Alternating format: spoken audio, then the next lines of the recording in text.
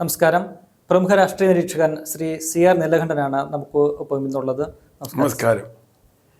ഈ സംസ്ഥാനം തെരഞ്ഞെടുപ്പ് കാലത്തേക്ക് നീങ്ങുകയാണ്. അടുത്തടുത്ത് നിയമസഭാ തെരഞ്ഞെടുപ്പ്, അതിനു മുമ്പായിട്ട് തദ്ദേശ തെരഞ്ഞെടുപ്പ് വരികയാണ്. നമ്മൾ ഈ തെരഞ്ഞെടുപ്പ് കാലത്ത് പല രാഷ്ട്രീയ നാടകങ്ങൾക്കും സാക്ഷ്യം വഹിക്കാറുണ്ട്. ഒന്നുകൂടി കടത്തി പറഞ്ഞു കഴിഞ്ഞാൽ രാഷ്ട്രീയ കോമാളിത്തങ്ങളും നമ്മൾ പലത് കാണാറുണ്ട്. അപ്പോൾ അതിൻ്റെ ഒരു ഉദാഹരണമായിട്ട് നമുക്ക് വേണമെങ്കിൽ ഇപ്പോൾ അടുത്ത് നമ്മൾ കണ്ട സർക്കാരിൻ്റെ സ്പോൺസേർഡ് ആയിട്ടുള്ള അയ്യപ്പ സംഗമം, അതിൽ തുടങ്ങുകയാണ് സർക്കാരിൻ്റെ ആ ഒരു പ്രഹസനങ്ങൾ. പിന്നീട് തൊട്ടു പിന്നാലെ നമ്മൾ സർക്കാരിൻ്റെ മന്ത്രിയായ സജി ചെറിയാൻ, അദ്ദേഹം മാതാ അമൃതാനന്ദമയ്യയുടെ വസതിയിലെത്തി സർക്കാരിൻ്റെ തന്നെ ഒരു പരിപാടിയാണ്. ആ പരിപാടിയിലെത്തി അമൃതാനന്ദമയ്യ ആശ്ലേഷിക്കുകയും ചുംബിക്കുകയും ചുംബനം ഏറ്റുവാങ്ങുകയും ഒക്കെ തന്നെ ചെയ്യുന്നു. ഇത്തരത്തിലുള്ള കാര്യങ്ങളൊക്കെ തന്നെ ഒരു പക്ഷേ CPM ആയാലും അല്ലെങ്കിൽ മറ്റു പാർട്ടികളൊക്കെ തന്നെ ചെയ്താൽ അവർക്ക് രാഷ്ട്രീയത്തിൽ അല്ലെങ്കിൽ തെരഞ്ഞെടുപ്പ് രാഷ്ട്രീയത്തിൽ അതൊരു തരത്തിൽ ഗുണം ചെയ്തേക്കാം ഒരു പരിധിവരെ.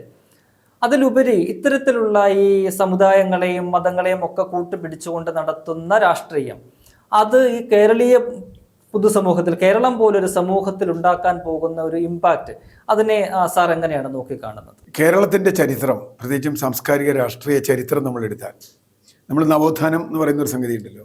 ഇപ്പോൾ മഹാത്മാ അയ്യങ്കാളി, ശ്രീനാരായണ ഗുരുദേവൻ, അതുപോലെയുള്ള നിരവധി ആളുകൾ, വീട്ടിൽപ്പെട്ട തിരുപ്പാട് വരെ, ഇവരൊക്കെ സമൂഹത്തിൽ ഉണ്ടാക്കിയ മാറ്റം, അതാണല്ലോ നമ്മൾ നവോത്ഥാനം എന്ന് സഹോദരൻ അയ്യപ്പൻ കൊച്ചി നമുക്ക് നന്നായിട്ട് അറിയാം. ഇവരുണ്ടാക്കിയ മാറ്റത്തിൻ്റെ അടിസ്ഥാനം എന്ന് പറയുന്നത് കേരളം ഒരു മതേതര ജാതി വിരുദ്ധ സമൂഹമാണെന്നുള്ളതാണ്. ജാതി ശ്രേണി ഇല്ലാതാക്കുകയും മതേതരമായ ഒരു കാഴ്ചപ്പാടിലൂടെ മുന്നോട്ട് പോവുകയും ചെയ്യുക. ഇവരെല്ലാവരും അങ്ങനെ തന്നെയായിരുന്നു. ആരും അതിൽ വ്യത്യാസമില്ല. ജാതിഭേദം മതദ്വേഷം ഏതുമില്ലാതെ സർവരും എന്നാണല്ലോ ഗുരുദേവൻ പറയുന്നത്. ഇവിടെ ജാതിയില്ല, ഇവിടെ ഏത് ജാതിക്കാർക്കും വരാം, ഏത് മതക്കാർക്കും വരാം എന്ന് പറയുന്ന ആ ഒരു സംഗതി, അത് കേരളത്തിൻ്റെ പൊതുബോധത്തെ വലിയ തോതിൽ സ്വാധീനിച്ചിട്ടുള്ളതാണ്. അതിനുശേഷം വന്ന് ദേശീയ പ്രസ്ഥാനവും അതിൻ്റെ തന്നെ ഏറ്റെടുത്തു. ഇപ്പോൾ ഖിലാഫത്ത് പോലെയുള്ള മൂവ്മെൻറ്റിനടക്കം ഉണ്ടായ സംഭവങ്ങൾ, അത് ഒരു വലിയ മതേതര മുന്നേറ്റമായിരുന്നു കേരളത്തിൽ. പക്ഷേ മറുവശത്ത് ഇപ്പോൾ 1925 RSS വളരെ ചെറിയ തോതിലെങ്കിലും അതിൽ സ്പ്ലിറ്റ് ഉണ്ടാക്കാൻ ശ്രമം നടത്തിയിരുന്നു. ഇന്ത്യയിൽ ഏറ്റവും കൂടുതൽ RSS ശാഖയുള്ള സ്റ്റേറ്റ് കേരളമാണ് എന്ന് പറഞ്ഞാൽ നമ്മൾ ഞെട്ടും. അതുണ്ട്. പക്ഷെ എങ്കിൽ പോലും ഇത്രയും കഴിഞ്ഞിട്ടും കേരളത്തിലെ ബഹുഭൂരിപക്ഷം വരുന്ന ഹിന്ദു മനസ്സുകളിലേക്ക്, അവരാണല്ലോ RSSൻ്റെ ടാർഗറ്റ്, മനസ്സുകളിലേക്ക് കടന്നു കയറാൻ RSSന് കഴിയാതിരുന്നത് ഈ നവോത്ഥാനത്തിൻ്റെ മതിൽ അവിടെ ഉണ്ടായിരുന്നുകൊണ്ട്. ആ മതിൽ അല്ലെങ്കിൽ ആ അടിത്തറയിൽ നിന്നുകൊണ്ടാണ് കേരളത്തിൽ ദേശീയ പ്രസ്ഥാനവും ഇടതുപക്ഷ പ്രസ്ഥാനവും വളർന്നു വന്നത്. അപ്പോൾ മതേതര ബോധം എന്നത് കേരളത്തിൻ്റെ ഒരു പൊതുബോധമാണ്. അതുകൊണ്ട് മറ്റൊരു മതദ്വേഷം ഇല്ലാത്തൊരു സംസ്ഥാനമായി കേരളം നിലനിന്നതുകൊണ്ടാണ്. ആളുകൾ ആരുമില്ല എന്നല്ല ഞാൻ പറയുന്നത്. അപ്പോൾ മുസ്ലിം ലീഗ് ആ പേര് വെച്ചുകൊണ്ടും കേരളത്തിലെ ഏറ്റവും വലിയ മതേതര പാർട്ടിയായി. കാരണം അവരെ ആരും വർഗീയ പാർട്ടി എന്ന് പറയുന്നില്ല. ഇപ്പം ചിലരൊക്കെ പറയുന്നുണ്ട്. ഞാൻ പറഞ്ഞു, മുസ്ലിം ലീഗിനാരും വർഗീയ പാർട്ടി എന്ന് പറയാറില്ല. മുസ്ലിം സമുദായത്തിൻ്റെ പിന്നോക്കാവസ്ഥയെ പരിഹരിക്കുന്നതിന് അവരുടെ ഇടയിൽ പ്രവർത്തിക്കുന്ന ഒരു രാഷ്ട്രീയ പാർട്ടി, അതിൽ ഒരു തെറ്റുമില്ല. ഇപ്പോൾ നമ്മുടെ ഇവിടെ നവോത്ഥാനത്തിൻ്റെ ഭാഗമായി ഉണ്ടായിരുന്ന SNDP ഉണ്ടായിരുന്നു, NSS ഉണ്ടായിരുന്നു, KPMS ഉണ്ടായിരുന്നു, സാധുജന സഭ ഉണ്ടായിരുന്നു, ഒക്കെ ഉണ്ടായിരുന്നു, ഒരുപാട് പ്രസ്ഥാനങ്ങളുണ്ടായിരുന്നു. പക്ഷേ ജനാധിപത്യം വന്നതോടുകൂടി സമുദായ പരിഷ്കരണം എന്നത് ഇനി വലിയ പ്രസക്തമല്ല. വേറൊരർത്ഥത്തിൽ ഒരു സമുദായത്തിനകത്തെ പരിഷ്കരണം പ്രസക്തമല്ല. മറ്റ് നവോത്ഥാനത്തിൻ്റെ വിഷയങ്ങളാണ് കേരളത്തിൽ വരേണ്ടിയിരുന്നത്. പ്രത്യേകിച്ചും ദളിത് വിഭാഗങ്ങളുടെ നവോത്ഥാനത്തിൻ്റെ, അവരുടെ ഭൂമി, അവരുടെ അവകാശം, അത് കേരളത്തിൽ വന്നില്ല. അത് കേരളത്തിൻ്റെ ഒരു വലിയ പ്രശ്നമാണ്. രണ്ടാമത് വരുമ്പോൾ ഈ കേരളത്തിലെ ഈ RSS അല്ലെങ്കിൽ ഹിന്ദുത്വവാദികൾ ടാർഗറ്റ് ചെയ്യുന്ന ഹിന്ദു വോട്ടിൻ്റെ മെജോറിറ്റിയും കേരളത്തിലെ ഇടതുപക്ഷത്തിൻ്റെ കയ്യിലായിരുന്നു. ഇടതുപക്ഷത്തിൻ്റെ ബേസ് എന്ന് പറയുന്നത് ഹിന്ദു വോട്ട് തന്നെയാണ് എല്ലാ കാലത്തും, പ്രത്യേകിച്ചും പിന്നോക്ക ഹിന്ദു വോട്ട്. മുന്നോക്ക വിഭാഗങ്ങളിൽ അവർക്ക് കോൺഗ്രസിനും ഒക്കെ നല്ല സ്വാധീനമുണ്ട്. പക്ഷെ പിന്നോക്ക ഹിന്ദു വോട്ട് അടിസ്ഥാനപരമായി CPMൻ്റെ കോട്ടയാണ്, വോട്ട് ബാങ്ക് അതാണ്. പക്ഷേ സംഭവിച്ചെന്താ വെച്ചാൽ CPM വലിയ തോതിൽ അരാഷ്ട്രീയവൽക്കരിക്കപ്പെട്ടു. അവരെ സംബന്ധിച്ചിടത്തോളം അവർക്ക് ഒരു നാഷണൽ പൊളിറ്റിക്സോ ദേശീയ പൊളിറ്റിക്സോ അന്താരാഷ്ട്ര ഒന്നും പറയാനില്ല. ഞാൻ കമ്മ്യൂണിസ്റ്റ് പാർട്ടിയിൽ 30 കൊല്ലം വർക്ക് ചെയ്തതാണ്. അന്നൊക്കെ നമ്മളോട് അന്താരാഷ്ട്രീയം, ദേശീയ രാഷ്ട്രീയം, സംസ്ഥാന രാഷ്ട്രീയം എന്നിങ്ങനെയൊക്കെ പഠിപ്പിക്കുമായിരുന്നു. ഇന്നിപ്പോൾ അതൊന്നും പറയാനില്ല, അങ്ങനെയൊന്നും പറയാനില്ല. അപ്പോൾ തെരഞ്ഞെടുപ്പ് രാഷ്ട്രീയം എന്ന് മാത്രത്തിലേക്ക് അത് ഒതുങ്ങുകയാണ്. അങ്ങനെ വരുമ്പോൾ എന്ത് പറ്റുമെന്ന് വെച്ചാൽ ഇവർക്ക് ജനങ്ങളെ പഠിപ്പിക്കുക, അല്ലെങ്കിൽ ഇപ്പോൾ ഹിന്ദുത്വ രാഷ്ട്രീയത്തിനെതിരായി പറയുക, അല്ലെങ്കിൽ അത് നിലപാടെടുക്കുക, അത് ഉറപ്പിക്കുക എന്നുള്ളത് വലിയ അപകടമായി. മാത്രമല്ല ദേശീയ തലത്തിൽ അത് വലിയ വിപത്തായി മാറിയല്ലോ. ഒരു ഫാസിസം ആ അർത്ഥത്തിൽ വലിയ വിപത്താണെന്ന് എല്ലാവരും അംഗീകരിക്കുന്നുണ്ട്. അതിനെതിരെ വലിയ പോരാട്ടങ്ങൾ പല രൂപത്തിൽ പല സ്ഥലങ്ങളിൽ നടക്കുന്നുണ്ട്. ആ പോരാട്ടത്തിൽ പങ്കാളിയാവാൻ CPM കഴിഞ്ഞില്ല. കേരളത്തിലെ CPM അവരെ സംബന്ധിച്ചിടത്തോളം അവർക്ക് ഒരുപാട് പരിമിതികളുണ്ടായി.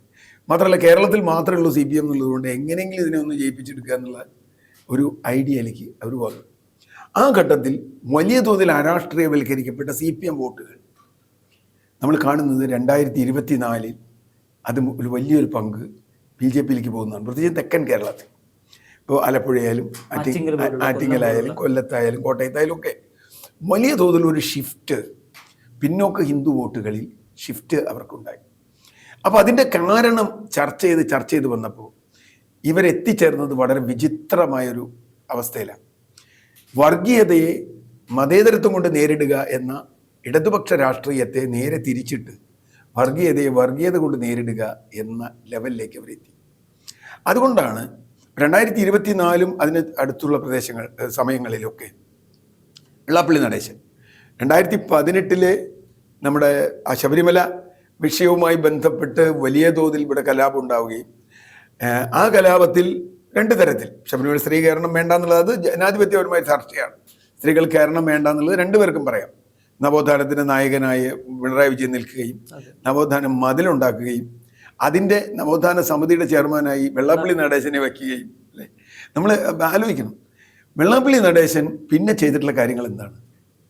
2019-24 ശേഷം 24 തന്നെ വെള്ളാപ്പള്ളി നടേശൻ കൃത്യമായും ഹിന്ദുത്വ രാഷ്ട്രീയത്തിൻ്റെ അജണ്ട കേരളത്തിലെ മഹാഭൂരിപക്ഷം വരുന്ന പിന്നോക്ക ഹിന്ദുക്കളിലേക്ക് അടിച്ചേൽപ്പിക്കുകയായിരുന്നു. അതാണ് അദ്ദേഹത്തിൻ്റെ ധർമ്മം. നോക്കൂ, അദ്ദേഹത്തിൻ്റെ മകൻ പാലത്തിനപ്പുറത്ത് മറ്റൊരുടെ കൂടെയുണ്ട്, സംഘപരിവാറിനൊപ്പമുണ്ട്, BDJS എന്ന് പറഞ്ഞിട്ട്.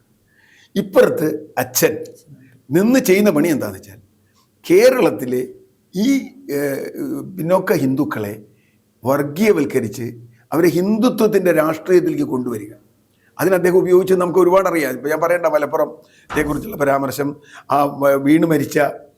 കുഴിയിൽ വീണ് മരിച്ച് രക്ഷിച്ച ആ പാവത്തിനെ കുറിച്ചുള്ള പരാമർശം, കോഴിക്കോട് അതൊക്കെ നമ്മൾ കണ്ടതാണ്. ചാലിൽ വീണ് മരിച്ച അതിനെക്കുറിച്ചൊക്കെയുള്ള പരാമർശം, തനി കടുത്ത വർഗീയ പരാമർശം, ഒരു മടിയുമില്ലാതെ കേരളത്തിലുടനീളം അവസാനം ക്രിസ്ത്യാനികൾക്കെതിരായിട്ട് വന്നു. അതന്നെ പാലയിലെ ക്രിസ്ത്യാനി അങ്ങനെയാണ് എന്നൊക്കെയുള്ള രൂപത്തിൽ വളരെ വളരെ ഷാർപ്പായിട്ടുള്ള വന്നു. ഇത് പറയുമ്പോഴും ഇദ്ദേഹം തന്നെയാണ് മുഖ്യമന്ത്രിയുടെ നവോത്ഥാന സമിതിയുടെ അധ്യക്ഷൻ. നമ്മൾ കണ്ടു അയ്യപ്പ സംഗമത്തിൽ അദ്ദേഹത്തെ കൂടെ കയറ്റിയിരുത്തിയിട്ടാണ് പോയത്.